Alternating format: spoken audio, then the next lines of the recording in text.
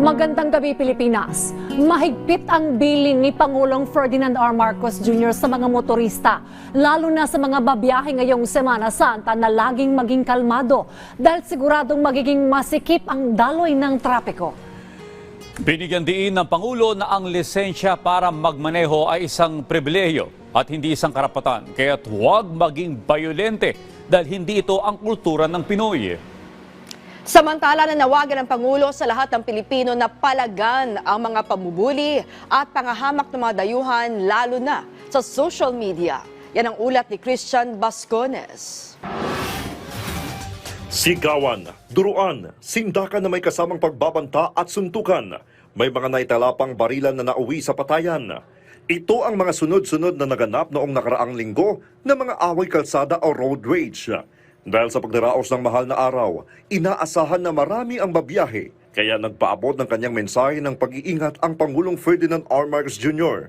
Ang tatapang na natin lahat, siga lahat. Ano na ba ang kultura na ito na pagiging siga sa daan? Saan ba natin nakuha ito? Ano na bang nangyayari sa atin? At parang natural lang ang mga ganitong konfrontasyon at karahasan. Tayong lahat ay kailangan sumunod sa batas trapiko. Kailangan ang disiplina para maging responsableng mga Pilipino sa lansangan. Dagdag pa ng Pangulo, kailangang habaan ng pasensya habang nagmamaneho para hindi maantala ang biyahe at maiwasan ang mga hindi kanais-nais na pangyayari.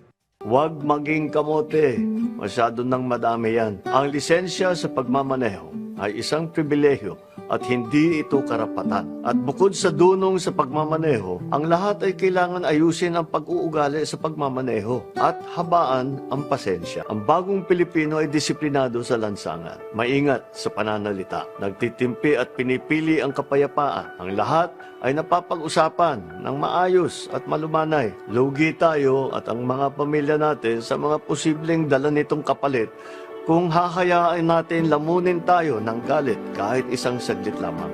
Samantala, nagpahayag din ng suporta sa lahat ng mga Pilipino na biktima ng pambubuli, lalo na mula sa mga banyaga na ginagawang katatawanan ang mga kababayan natin. Tulad ng isang Russian blogger na naaresto dahil sa pambabastos sa ilang mga Pilipino para lang makakuha ng atensyon ng kanyang social media followers. Natural sa atin na matawanan lamang at hindi na palakihin ang mga ganitong klaseng pambabastos. Pero hindi nanghuhulugan na palalampasin ito ng ating pamahalaan. Dapat tayo pumalag sa mga bully. Kasama nyo ang pamahalaan para ilugar ang mga ganitong tao. Sana ay magsilbing aral ito sa mga pagtatangkang pumasok pa rito sa Pilipinas para lang hamakin at gawing katatawanan ang ating mga kababayan. Christian Bascones para sa Pambansang TV sa Bagong Pilipinas.